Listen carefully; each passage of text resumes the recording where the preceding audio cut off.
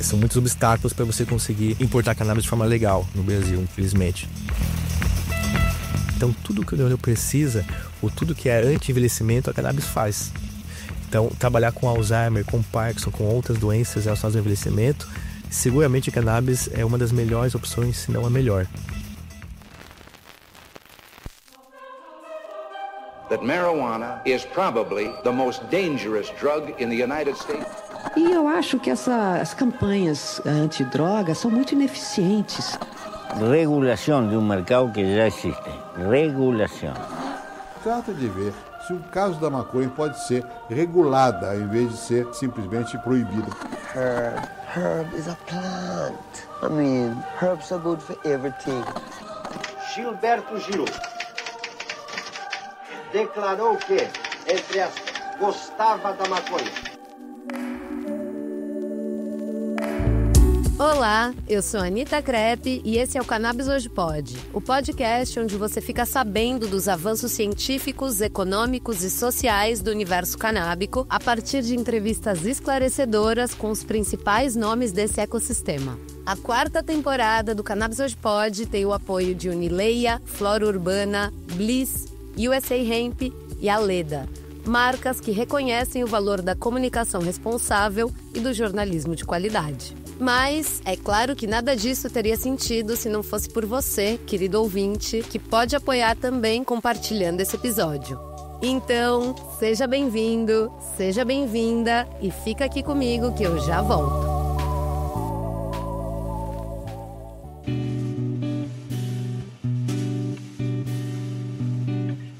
Em momentos de dor intensa e fragilidade, oferecer conforto é um dos maiores gestos de atenção e carinho. E quando o assunto é cuidado paliativo, a cannabis medicinal surge como uma aliada poderosa para aliviar sintomas que comprometem a qualidade de vida. Estudos mostram que o CBD e o THC interagem com o nosso sistema endocannabinoide, ajudando no controle de diversas condições, como dor crônica, náuseas, ansiedade, depressão e distúrbios do sono, promovendo, enfim, equilíbrio e bem-estar. Esta é uma abordagem mais humana, centrada no paciente e baseada em evidências. E para você, profissional da área da saúde, é chegada a hora de expandir horizontes terapêuticos com seriedade e responsabilidade, e a Unileia Cannabis oferece formações que preparam você para atuar nesse cenário com conhecimento e segurança. Para saber mais, acesse unileiacannabis.com.br.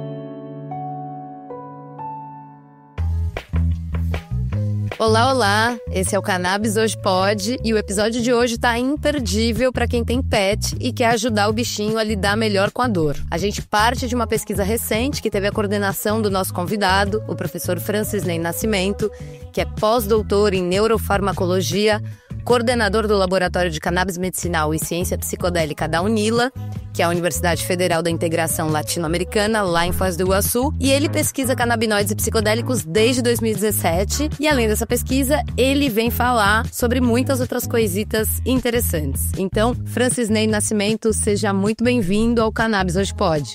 Olá, Anita, tudo bom? Agradeço muito o convite e espero poder contribuir contigo e com o teu público. Eu não tenho nenhuma dúvida disso, né? E é por isso que você está aqui hoje.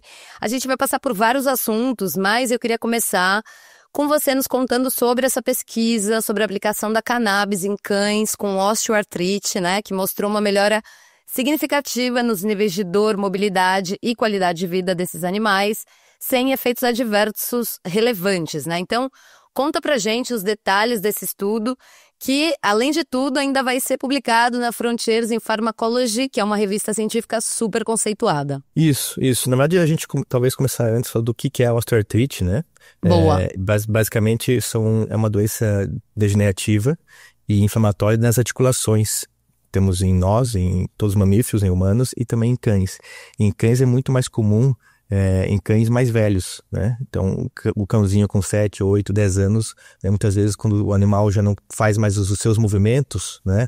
Ou não sobe uma escada, ou brinca menos, é porque tem dor nas articulações. Isso impede ele de fazer os movimentos, né? A gente tem uma ideia de quantos animais sofrem com osteoartrite? Depende muito da raça, né, também, e normalmente raças grandes tendem a ter maior índice, mas vamos pensar assim, um cão após 10 anos, a maior parte deles, ou quase a metade, em torno de 50%, deve ter osteoartrite em algum grau, né? Uau. Então, é uma incidência alta de fato. Tá, que nem o joelho do humano, né? Não importa Exato. o que a gente faça, com mais de 30 anos, quem não tem problema no joelho hoje é um privilegiado, né? Exato. Eu sou privilegiado ainda não tenho problemas no joelho. E já tô com 40 e alguma coisa. Agradeça. Mas é exatamente isso. Então, é uma patologia muito comum, né? E muitas vezes invisível, que a gente não sabe. Você tá velho, tá desanimado, né? Mas ele vai sentindo dores nessas articulações. E aí o tratamento para essa indicação é principalmente os AINES, inflamatórios não esteroidais, que a gente conhece muito bem. Aspirina, diclofenaco, ibuprofeno, esses medicamentos, né? Que também uso diário, contínuo, levam a problemas renais ou gastro nos cães e nas pessoas também. Então, Olha são só. tratamentos não muito eficazes e com muitos efeitos adversos. Entre outros suplementos também se usam, né? Então, utilizar canabinoides pode ser uma boa alternativa, conhecendo os efeitos analgésicos e anti-inflamatórios, né, da cannabis, os canabinoides CBD e THC principalmente, né. Então foi essa abordagem. Há alguns estudos da literatura, já uns 3 ou 4, que usam basicamente CBD. E aí esse é o diferencial do nosso estudo, né. Uso só CBD isolado, óleos ricos em CBD. E a gente fez mais pesquisa junto em parceria com a Santa Cannabis, Associação de Florianópolis, com um óleo rico em CBD, mas com boas concentrações também de THC, né, e de CBG. A gente vai falar melhor disso lá mais pra frente, mas eu queria que você se concentrasse em explicar pra gente como é que foi a ideia da pesquisa, como é que se desenvolveu, com quantos animais, o que vocês puderam observar nos resultados. Foi para pesquisa de mestrado, 2 alunos, a Neide e o Ricardo, né, aqui da Unila, e a gente trabalhou início com 18 pacientes e no final terminamos com 14 pacientes, 14 cãezinhos, 7 em cada grupo.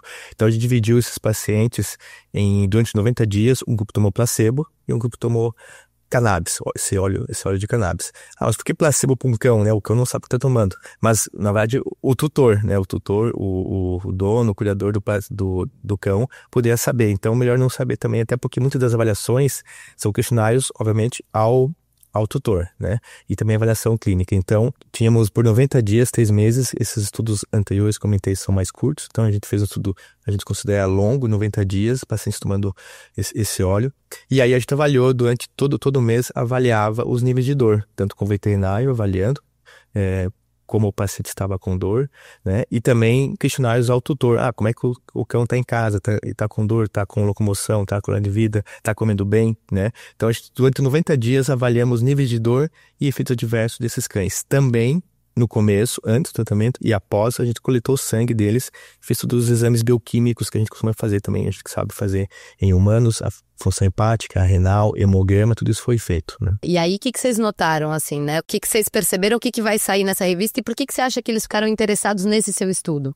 Isso, a gente vai mostrar, nesse estudo mostra que num método principal de avaliação da dor, chamado Helsinki, para avaliação de dor em animais, né? Os animais cannabis tiveram uma redução de 2,5 pontos no nível de dor, o que é bem considerável, né? Embora como estudo piloto com apenas 7, e a gente for pensar como saiu clínico, 7 em cada grupo é um N pequeno, isso é uma limitação em termos de você ter mais robustez em termos de resultado, mas em termos de número é visível a redução, o ganho clínico desses pacientes, mesmo nesse estudo piloto. Então, a gente demonstrou que a gente verificou que a cannabis reduz a dor, desse método Helsinki, que é o principal, de pacientes com osteoartrite, cães, tá? E por que reduziu a dor? A gente fez avaliação clínica, avaliação com o tutor, e tem muita relação também com a locomoção dele e com a qualidade de vida.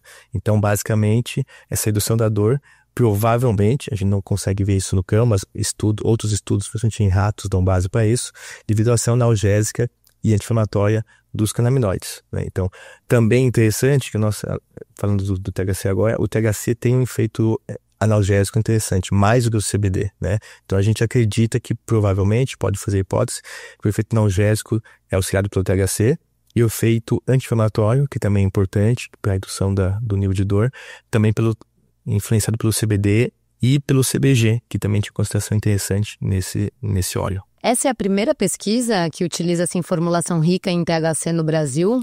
No Brasil, sim. Com THC e CBG, sim. Olha só. Até interessante, talvez tu viu algumas semanas atrás, o Brasil realizou uma entrevista de uma veterinária comentando sobre a não utilização do THC em animais, né, que não é seguro, né? Obviamente... Nossa, e, ainda bem que não vi, né, porque não perdi nada. O pessoal fez react, né? Mas, obviamente, isso é um disparate, né? Não tem base nenhuma. O THC é uma molécula que atua no receptor CB1, assim como os endocannabinoides. Então, o THC, tudo depende da dose. Já faltou só falar, toxicologia depende da dose, né? A diferença entre remédio e veneno é só a dose. Isso já se fala para Celso, né? Já dizia isso há alguns séculos. Então, o THC, o mais interessante é isso também. A gente mostrou que o THC por 90 dias, em dose 2,5 miligramas por quilo, né, que é uma dose razoável, os pacientes não tiveram nenhum efeito adverso significativo. Alguns pacientes tiveram hiperfagia, comeram muito, ou um pouco de ansiedade, nos primeiros 2-3 dias, tá? A Laíca pegou nos primeiros dias e depois não pegou mais. E toda a parte bioquímica, que é mais interessante ainda, né? Não houve nenhuma alteração significativa, né? Então, o fígado do cãozinho, o rim, o hemograma, as células do sangue, tudo ok. Então, a gente mostra que até 90 dias, o THC, junto com o CBD e o CBG, mas o THC, a grande novidade desse estudo, é seguro, sim, para utilizar em cães e em pets, com certeza. E por que você acha que a academia tem tanto receio, assim, de usar o THC com os animais, né?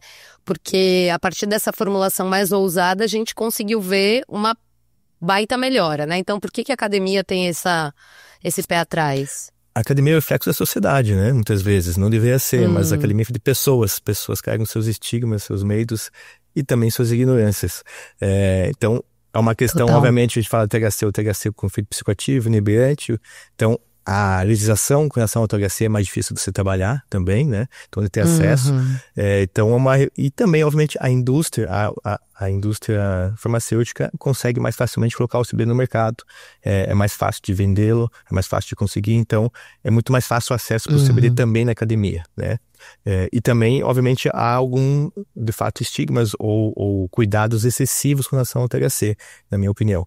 Então, é mais difícil, de fato, o acesso, né? E até você conseguir um financiamento com THC ainda, infelizmente. Então, eu acho que muito por causa disso. As questões legais e, inclusive, culturais. Total. E aí, essa pesquisa foi feita em parceria com a Santa Cannabis, né? Que doou os medicamentos, inclusive os ricos em THC. E eu queria saber se é comum esse tipo de parceria entre universidades e associações de pacientes. E também quais os pontos positivos, né? Desse estilo de colaboração.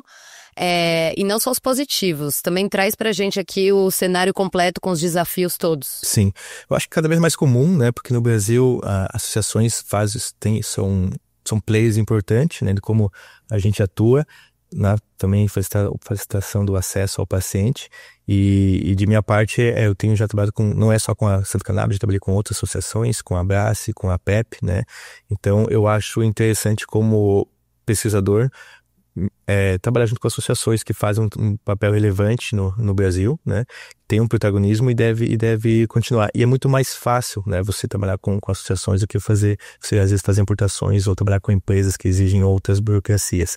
Exemplo, eu já fiz 2 importações de canabinoides para estudos, uma da Suíça, outra do Uruguai, em lab média 1 ano e meio para eu conseguir receber esse medicamento aqui, sem contar todos os custos, né?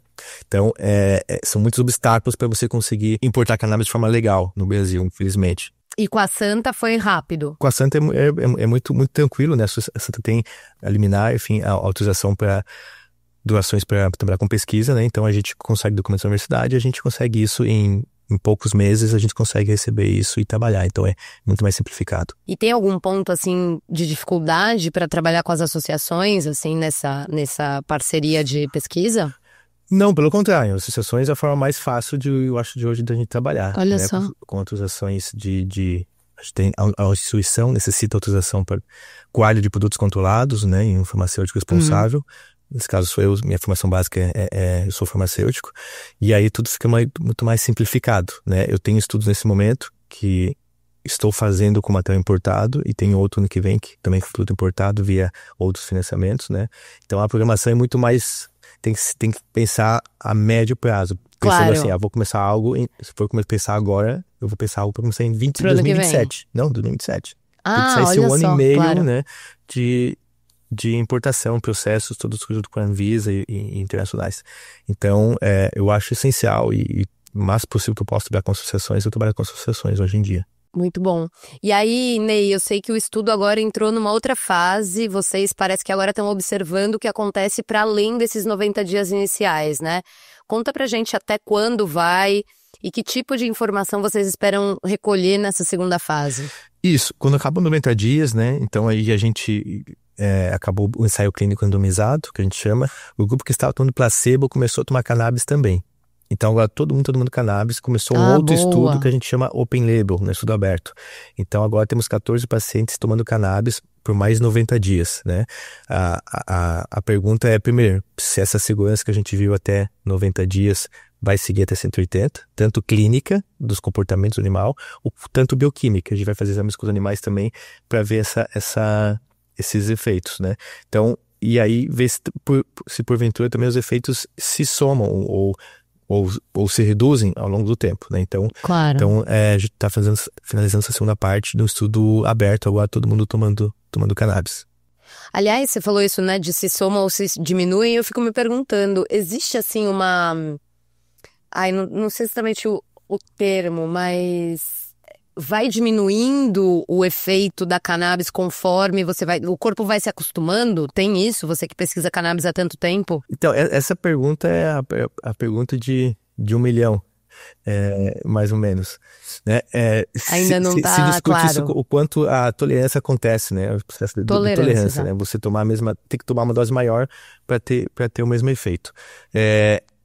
Em princípio, a gente pode fazer um paralelo com outras drogas, como opioides, morfina, por exemplo, seus derivados. A tolerância é muito rápida, né? Porque existe um mecanismo biológico que os receptores que recebem a morfina, uma vez ativados, demoram para ser novamente expostos na célula. Com canabinoides, isso acontece muito pouco, ou se acontece, porque é muito mais dinâmico o sistema endocannabinoide. Então, você usa um receptor, logo em poucos minutos ou segundos, ele já pode voltar e estar disponível para outra molécula canabinoide. Então, existem estudos que mostram que há uma tolerância, né? Isso acontece, tem que aumentar a dose ao longo do tempo, mas vários outros estudos mostram que não, que eu consigo ter um paciente por anos, às vezes, com a mesma dose, tá? Então, seguramente, isso é possível ficar menos sensível ao medicamento ao longo do tempo, né?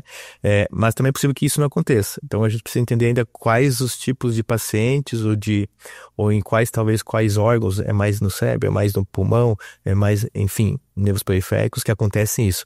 Então essa questão da tolerância com canabinoides tem muita coisa para estudar e entender ainda, né? A gente trabalha com alguns pacientes com Alzheimer já há muito tempo, né? E a gente tem pacientes com a mesma dose há 3 ou 4 anos, né? E com os efeitos razoáveis, por exemplo. Fibromialgia, tem pacientes que você mantém a dose, outros você precisa aumentar a dose. Então, é um processo ainda muito aberto de testagem, né? De testagem, ali na prática. Muito exato, bom. De saber se a gente vai ter tolerância ou não. Muito bom que você está implicado nisso, Ney. Bom, a gente vai agora para o intervalinho e daqui a pouco a gente volta.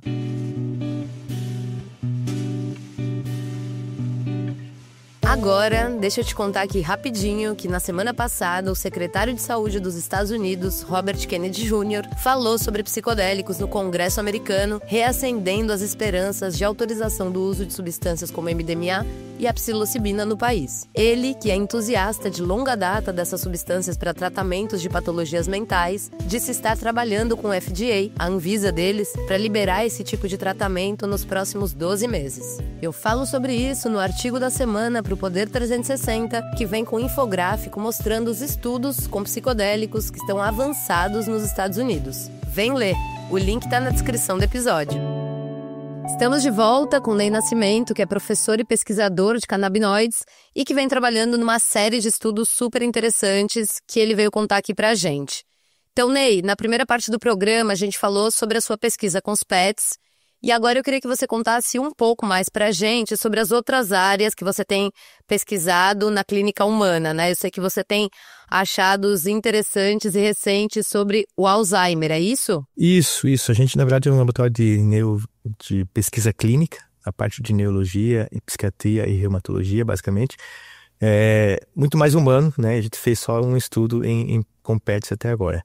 E a gente trabalhava faz algum tempo com Alzheimer, né? E Alzheimer é uma demência, um dos tipos de demência, né, para deixar claro. A gente associa Alzheimer à perda de memória, é o principal sintoma, sim, mas também inclui outros sintomas, né, como perda de cognição, dificuldade de fazer um raciocínio, uma curta de cabeça, dificuldade de julgamentos, né, também, e outras relações como ansiedade, depressão, irritabilidade, é um conjunto, né, de condições. E o Alzheimer tem medicamentos, alguns, apenas 4 ou 5 no mercado, que são muito limitados. É uma doença progressiva, né, ela não para de evoluir e não tem cura. E os medicamentos atuais são muito limitados em termos de efeito. Alguns medicamentos auxiliam nos primeiros meses e depois de um ano praticamente não funcionam mais. Então a busca por medicamentos que possam tratar o Alzheimer é muito importante, até porque é uma doença do envelhecimento, cada vez mais nossas populações mais envelhecidas, né, mais gente vai ter Alzheimer, e isso cada vez temos mais, tá? E interessante também que o Alzheimer, então, é uma doença, pensando como ela funciona no cérebro, como ela começa a gente não sabe ainda, tá? Mas algumas consequências são que ela produz umas proteínas, acúmulos de proteínas no neurônio que levam o neurônio a não funcionar mais. E aí então a gente começa a ter os nossos problemas. Mas também muito efeito de inflamação e estresse oxidativo no neurônio. Então a gente pode pensar em morte neuronal associada à inflamação e a estresse oxidativo. Interessante que os canabinoides fazem tudo isso, né? As moléculas, talvez as melhores drogas anti-envelhecimento que a gente vai ter daqui a alguns anos é a cannabis, porque a cannabis, seus canabinoides de forma em geral, possuem efeito de neuroproteção, protege os neurônios, dão vida para eles ou fomentam uma molécula chamada BDNF, que é o principal fator nutriente neuronal, mas também tem efeito anti-inflamatório e antioxidativo. Então tudo que o neurônio precisa, ou tudo que é anti-envelhecimento, a cannabis faz. Então, trabalhar com Alzheimer, com Parkinson, com outras doenças relacionadas ao envelhecimento, seguramente a cannabis é uma das melhores opções, se não a melhor.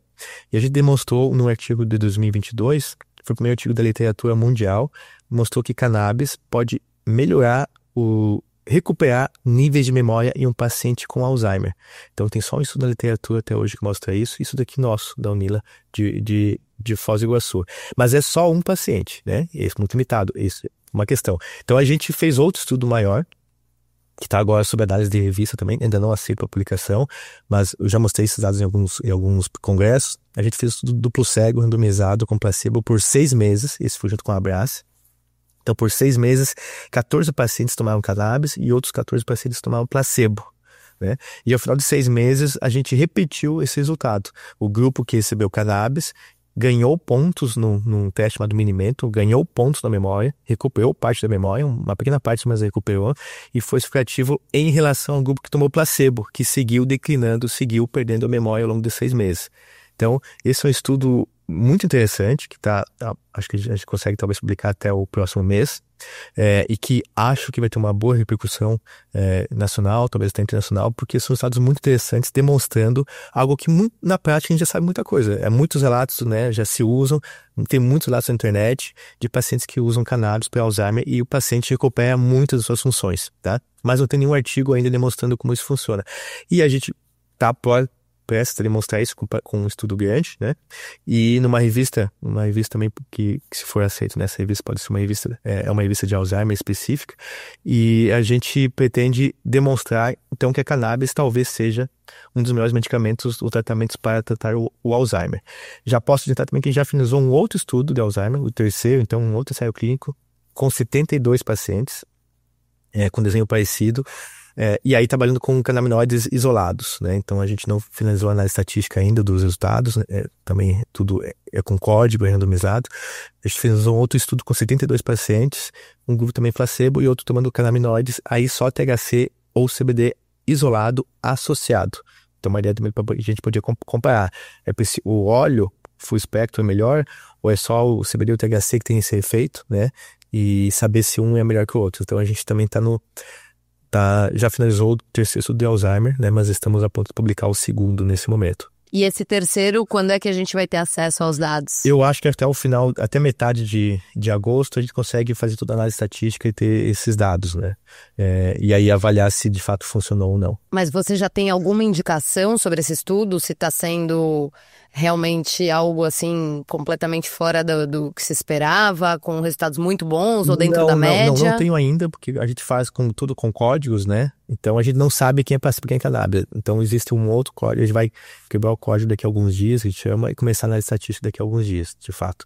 Então, eu tô curiosa aqui, mas... a gente também, então a gente não, acabou de finalizar agora, e a gente não tem nenhum resultado ainda, então estamos aguardando os resultados dos bioquímicos também do laboratório. Então a gente terminou o ensaio, né? E agora também os pacientes estavam no placebo também começaram a tomar cannabis, mas não temos nenhum resultado ainda. Eu fico tensa com esse negócio de placebo, porque eu falo assim, cara, vai ter ali uma galera que tava esperando, né? Porque, né, o pessoal chega nos estudos esperando tomar a substância, né? Exato. Esperando não ser escolhido pro placebo. E aí, enfim, quando vocês pegam essa galera e falam, beleza, acabou aqui o placebo, vamos todo mundo melhorar, eu fico animada. Só fazer uma observação, Anitta, é uma questão ética importante. Sempre que há recurso que se pode, é recomendável que depois que termine o estudo, todo mundo comece a tomar o medicamento se teve efeito positivo. Então a gente tenta trabalhar, a gente tenta articular de uma forma assim, ter recursos e medicamento para quando acabar o ensaio, o placebo também receber por pelo menos igual período o medicamento. Claro. Né? Então essa Muito é uma questão que a gente tenta fazer sempre. Não sabia disso. Ótima informação. E aí, Ney, eu sei que você também trabalha na pesquisa do Parkinson e da fibromialgia, ou que você vai começar. Explica pra gente também isso. Parkinson é uma outra doença neurodegenerativa, né, que implica aí basicamente, a gente tem uma... Em relação ao Alzheimer, por exemplo, a gente conhece um pouquinho mais o Parkinson, a sua fisiopatologia, que a gente chama, que são morte de neurônios de dopamina em algumas regiões específicas do encéfalo, que a gente chama núcleos da base, que são responsáveis pelos movimentos, principalmente movimentos finos, né? Então, a parte motora, os problemas de movimento, de marcha, um paciente com Parkinson para segurar uma xícara de café, né, tem dificuldade, implica em morte de neurônios dopaminérgicos. E aí, temos, também em comparação com o Alzheimer, o Parkinson também tem moléculas, tem bons fármacos que atuam por alguns anos muito bem, né? Principalmente a levodopa, mas após alguns anos que acaba essa lua de mel entre o paciente e o fármaco, que a gente chama, né? Depois de 7, 8 anos, às vezes 5 anos, esses medicamentos não funcionam mais. Então a busca por adjuvantes, outras moléculas também é importante. E a busca por canabinoides é interessante porque os canabinoides possuem ações também anti doenças neurodegenerativas, como eu comentei. Além disso, nessas regiões que há morte de neurônios de dopamina, que leva ao Parkinson, há receptores CB1, principal receptor de canabinoides, que um dia a gente pode também modular, né? Interessante que muitos estudos foram feitos com CBD para tratar Parkinson já, ensaios clínicos grandes, e quase todos praticamente fracassaram em melhorar a parte motora. Por quê? Provavelmente. Porque não está no CBD. Porque o CBD não atua no CB1. O THC, o CBD, na verdade, a gente chama de agonista inverso. Chama de ele como se fosse um antagonista CB1. E é o THC que ativa o CB1. O CBD não ativa o CB1. Então tem que ter THC. E a gente fez um estudo, publicou faz uns 2, 3 meses na Frontiers também, mostrando que doses baixas de THC melhoram os sintomas não motores de Parkinson, mas a semana passada a gente teve um artigo aceito para publicação, é um case report, mas mostrando doses altas de THC, até 20 mg por dia de THC num paciente idoso, e melhorou muito a parte motora de um paciente com Parkinson. Então esse estudo deve ser publicado, já foi essa publicação, deve ser, ainda eu acho que em julho ainda vai ser publicado, mostrando que o THC é uma ótima alternativa para tratamento adjuvante. É um paciente tomando a levodopa, tomando outros medicamentos para o Parkinson, mas ainda com uma certa limitação motora. Quando a gente coloca THC, os efeitos motores reduzem muito, né? Então, e aí a grande observação desse estudo a grande surpresa THC em doses que normalmente a gente acha até não permitidas, não viáveis em pacientes idosos, né? Mas o paciente toma 20 mg distribuído em 3 vezes ao dia, no café, no almoço e no jantar. Então, você reduz qualquer chance de efeito inebriante, que ele não tem, né? E você tem um efeito clínico bem interessante. Também, ele não tem demência, mas nos testes de memória ele ganhou ponto. Então, a grande surpresa, uma dose alta de THC, 20 mg é uma dose alta. A gente tem ideia, um cigarro de cannabis para começar a ter efeito inebriante, ou em português, para começar a chapar, no mínimo 20 mg. Isso que eu ia te perguntar. No mínimo 20 mg, mas a via de administração é importante, né? Quando eu fumo um cigarro, grande parte disso vai logo e rápido pro meu cérebro. Então, se eu fumo 20 miligramas, chega a metade, chega a 10, chega a 8 no meu cérebro rápido e faz efeito. Quando eu tomo um óleo, como esse paciente, hoje falo de cannabis medicinal sempre pelo óleo, né? Até chegar, passa pelo esôfago, estômago, intestino, fígado e chegar no sangue, se perde muita coisa e se chega no sangue em menos de 10% disso. Então, se o paciente tomar 20 miligramas, um óleo, chega só 2 miligramas no sangue dele, ou mais ou menos isso. Então são doses muito baixas, né? Então a diferença de dose implica por onde você administra, ou pela via fumada ou pela via oral, por exemplo. Então 20 miligramas para um paciente não é uma dose alta, se você considerar. Você não pode comprar 20 miligramas de um óleo com 20 miligramas de um cigarro, porque aí o efeito é muito mais potente, né? Então a gente está demonstrando que dose de 20 miligramas é segura e é eficiente para tratar o Parkinson. Interessante também que o Parkinson é uma doença, em termos de resposta, muito mais heterogênea a cannabis do que o próprio Alzheimer, na nossa percepção aqui, que a gente já tem algumas dezenas de pacientes avaliados. Então se trabalhar um novo caminho para a gente mesmo aqui, ou talvez outros grupos depois, começar a testar doses mais altas, até então, entre aspas, proibitivas, né? Temos de 15 ou 20 miligramas, para pensar em tratar o Parkinson. Então, isso é um dado interessante que acho que até o final do mês vai ser publicado. E com a fibro, o que vocês estão fazendo? Com a fibro, a gente vai iniciar 2 ensaios, mas inicialmente a gente aprovou um projeto bem grande, que é o maior projeto do laboratório até o momento, junto com a Fundação de Apoio aqui do Paraná.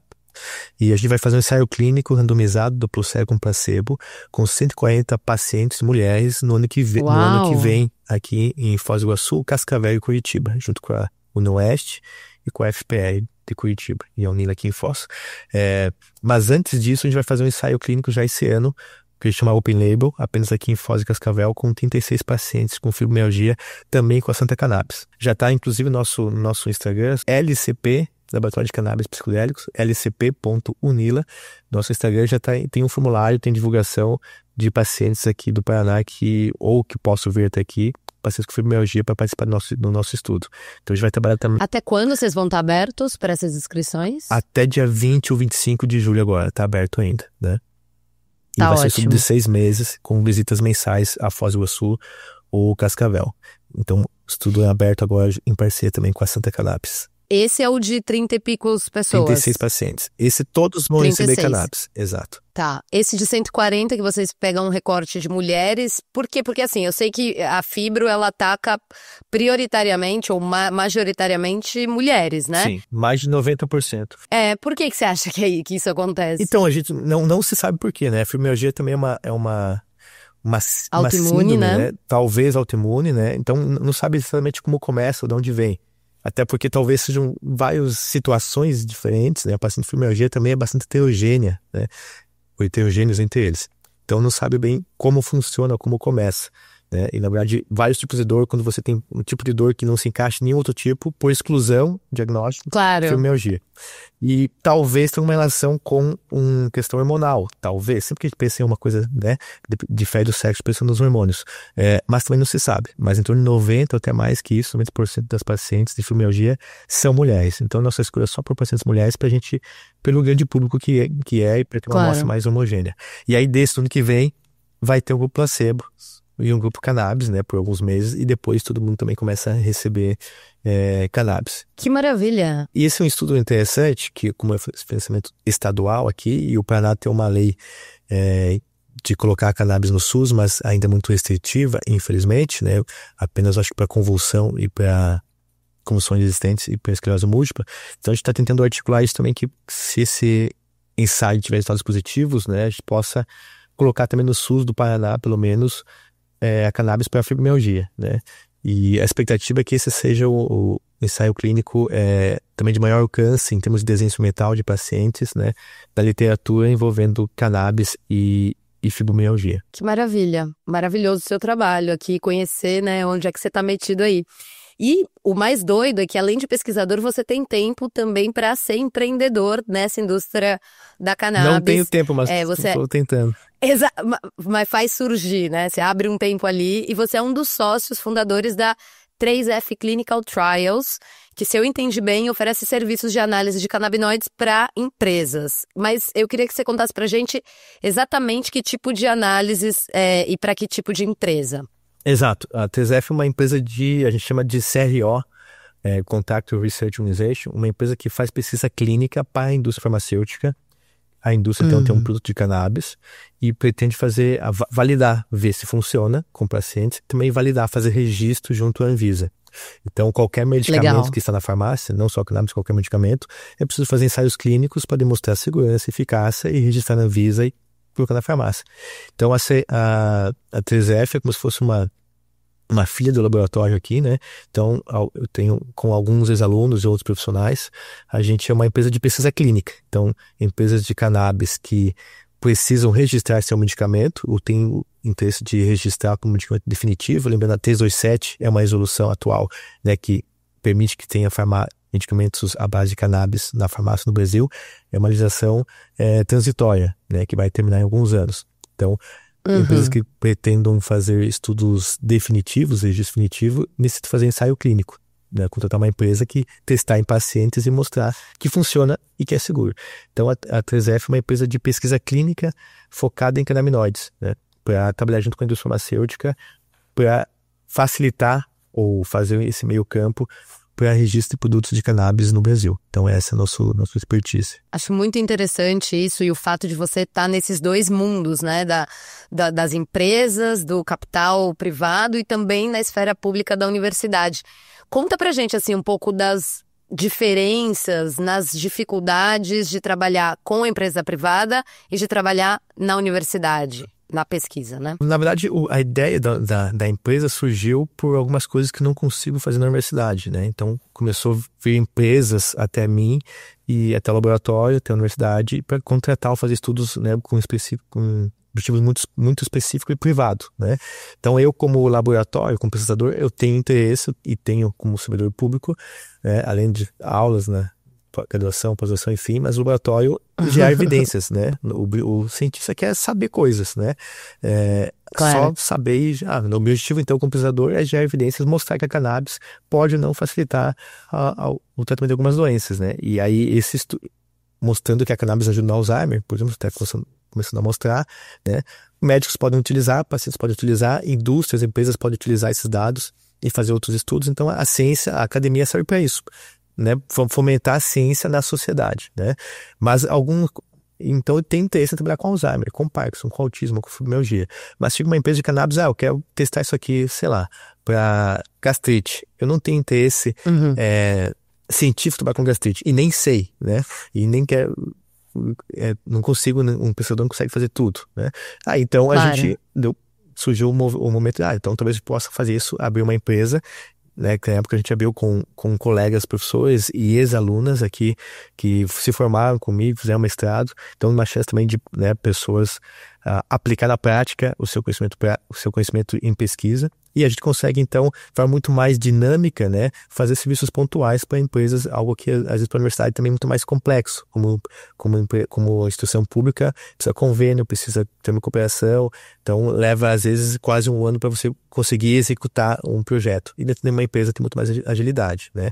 Então, algumas coisas... E também pensando em registro, né, a universidade não consegue prestar esse serviço para registrar junto à Anvisa e fazer. Isso é necessário um ente privado. Então, a ideia vem por questão, principalmente, de poder fazer um outro serviço específico para empresas privadas que a universidade não faz, não é só função, e também, de alguma forma, né, gerar empregos ou captar pesquisadores que não estão na academia. Então, alguém que acaba um mestrado, por exemplo, não consegue estar na universidade, precisa ter doutorado, precisa ter um concurso. Mas tem pessoas já com mestrado que sabem fazer pesquisa, que já estão atuando. A gente precisa desenvolver empresas, né? Precisa desenvolver o mercado também. Então, dentro dessa perspectiva que a gente atua, então eu tenho esses dois papéis nesse momento. Muito bom. Então, Ney, agora eu quero levar você para os quadros. Bora lá? Bora, não sei o que é isso, mas vamos lá. Os quadros do programa, a gente tem aqui umas perguntas que a gente repete para os convidados, e a primeira delas é justamente qual é a sua regulação ideal para cannabis no âmbito brasileiro? Complexa a pergunta. Cannabis depende o que é, né? Não só como medicamento, mas como cannabis, a planta, né? Geral. O que você acha importante? Tanto o medicinal quanto o adulto, enfim, o que você acha que tem que ter? Então, geral, eu acho que simplesmente os problemas da cannabis ou de outras drogas começam basicamente com a sua proibição, né? Então, eu sou a favor, é meio radical, ou talvez utópico, mas de qualquer revogação de qualquer proibição da cannabis. Se a cannabis vier a camomila, todo mundo pode comprar, vender ou vender na feirinha, enfim, a gente tem muito menos problema que temos hoje. Então, eu não vejo nenhum motivo para nenhuma proibição, como planta.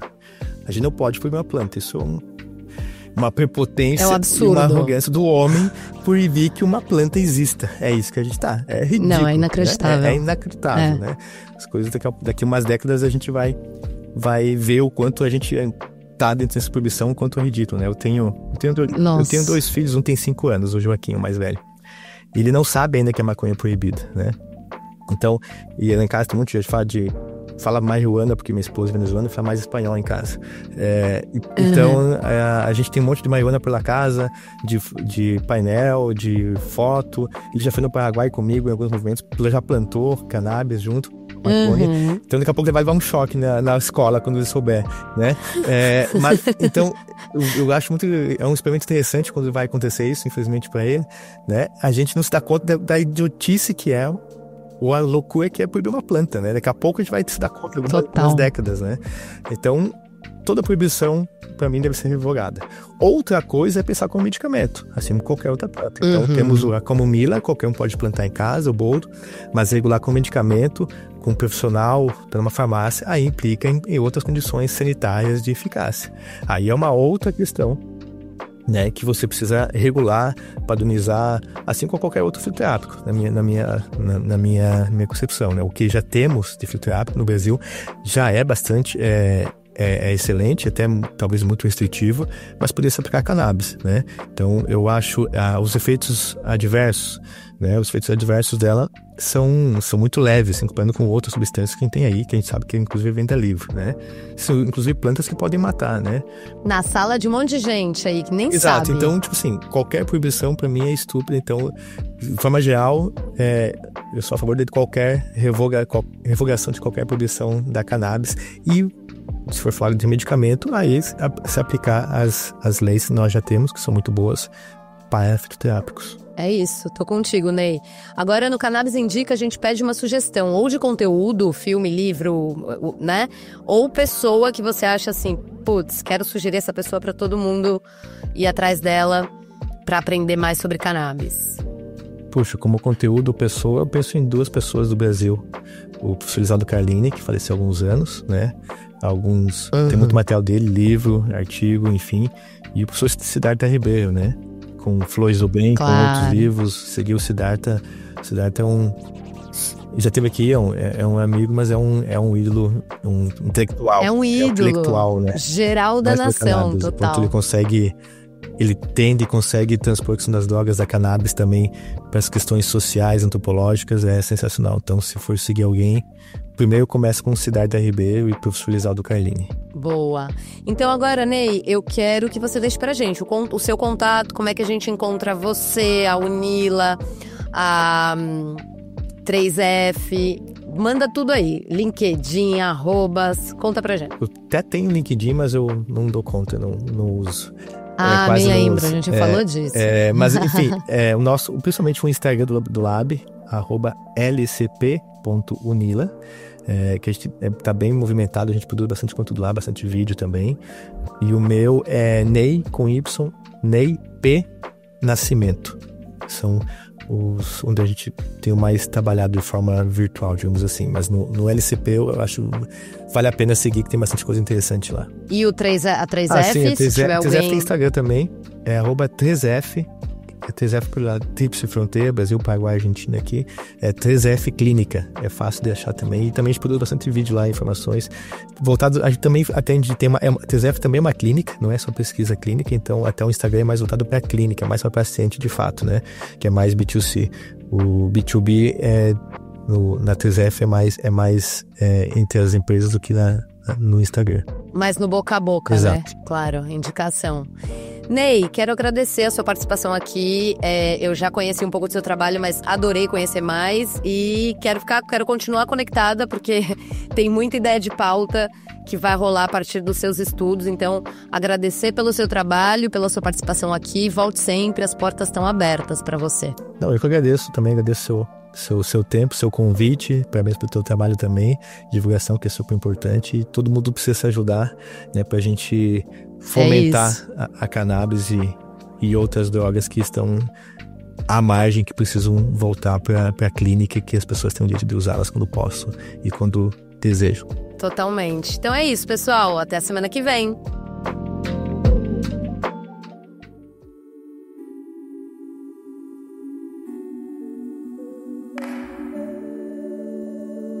Graças a você que ficou com a gente aqui até agora. Se você gostou do papo, deixa um like, uma estrelinha, um comentário, enfim, vai depender da plataforma que você está ouvindo o Cannabis Hoje Pod.